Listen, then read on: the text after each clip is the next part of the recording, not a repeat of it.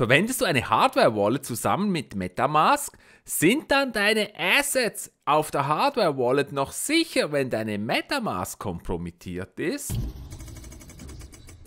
Wenn du MetaMask zusammen mit deiner Hardware-Wallet verwendest, bist du vielleicht gerade am Überlegen, ob dann deine Assets noch sicher sind, falls deine MetaMask, die Hot Wallet, kompromittiert wird. MetaMask ist extrem praktisch, um mit Web3-Applikationen zu interagieren. Da es eine Hot Wallet ist, bist du nie so recht sicher mit den Assets, darum verwenden viele MetaMask kombiniert mit einer Hardware-Wallet. Ganz wichtig, dabei wird nicht der Private Key oder Seed Phrase in MetaMask importiert, sondern MetaMask ruft lediglich die Hardware-Wallet auf, um Transaktionen zu bestätigen, und alles bleibt dabei immer sicher auf der Hardware-Wallet. Private Key und Seed Phrase verlassen nie die Hardware-Wallet. Niemals. Wenn es richtig aufgesetzt ist, handelt es sich hier also immer um zwei Wallets, nämlich die MetaMask-Wallet und die Hardware-Wallet mit jeweils ihren eigenen Private Keys und Seed Phrases. Das ist wichtig zu verstehen, um die Gefahren zu verstehen. Zurück zur ursprünglichen Frage. Sind deine Assets, die mit der Hardware-Wallet verbunden sind,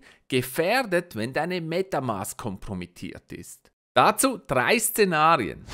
Szenario 1. Du verwendest die richtige MetaMask-Applikation, aber irgendwie hast du deine Private Keys preisgegeben und jemand anders hat nun Zugriff auf deine MetaMask. Dann sind deine Assets auf der Hardware-Wallet nicht gefährdet, da sie einen eigenen Private Key verwendet und du jegliche Transaktion immer mit der Hardware-Wallet weiterhin bestätigen musst, aber ich würde trotzdem empfehlen, dann eine neue MetaMask aufzusetzen mit neuem Seed Phrase und allem, was dazugehört.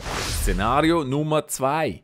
Du verwendest eine falsche Applikation, also gar nicht die richtige MetaMask. Du meinst nur, du verwendest die richtige MetaMask. Du wirst in diesem Moment gefischt oder dein ganzer Computer ist kompromittiert, auf dem du diese MetaMask verwendest. Dann bist du extrem gefährdet. Die Assets, die mit deiner Hardware-Wallet verbunden sind, sind zwar darauf noch sicher, aber man sollte diese Hardware-Wallet auf keinen Fall weiterverwenden mit dieser MetaMask. Weil du nämlich nie genau weißt, was diese falsche MetaMask oder dein kompromittierter Computer dir tatsächlich da zum Signieren gibt, das ist extrem schwierig zu überprüfen und es kann sein, dass du da etwas freigibst auf der Hardware-Wallet, das du gar nicht so willst. Es wird dir etwas anderes angezeigt, als dann tatsächlich ausgeführt wird. Und übrigens gehe ich natürlich davon aus, dass du niemals unter gar keinen Umständen den Private Key oder Seed Phrase von deiner Hardware-Wallet irgendwo eingibst oder preisgibst. Weil damit werden die ganzen Assets, die mit deiner Hardware-Wallet verbunden sind, extrem gefährdet,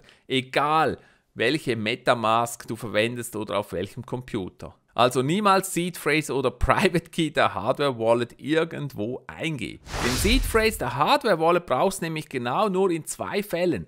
Beim ersten Mal, wo du sie einrichtest, wo du sie auf Papier oder was immer wegschreibst, niemals online speicherst. Und zweitens, wenn du neue Hardware kaufst und dir 100% sicher bist, dass die nicht kompromittiert ist, um diese Hardware hier wieder auf deine Wallets einzurichten. Und nun der dritte Fall, und der ist ebenfalls besonders gefährlich. Es ist nämlich so, obwohl du die Hardware-Wallet korrekt behandelst und sie geschützt ist und MetaMask geschützt und sicher die richtige Version ist, wenn du damit eine Transaktion auf einem bösartigen Smart Contract unterschreibst, eine bösartige Transaktion, kann es sein, dass du diesem Smart Contract Zugriff auf deine Assets gibst und dieser Smart Contract nun künftig auf die Assets zugreifen kann, ohne nochmal von dir mit der Hardware Wallet bestätigt zu werden. Da musst du also extrem aufpassen, was du da ganz genau freigibst und signierst mit deiner Hardware Wallet. Nur dann bist du wirklich sicher. Das gilt aber nicht nur bei MetaMask, sondern ganz generell, wenn du eine Hardware Wallet verwendest und mit Smart Contracts interagierst. Was soll ich sagen? Krypto ist leider immer noch nicht ganz so einfach zu bedienen, nicht wirklich benutzerfreundlich. Du musst wirklich wissen, was du machst und immer misstrauisch und sehr, sehr wachsam sein. Wenn du etwas nicht genau verstehst, dann heißt es extrem vorsichtig sein oder noch besser die Finger davon lassen.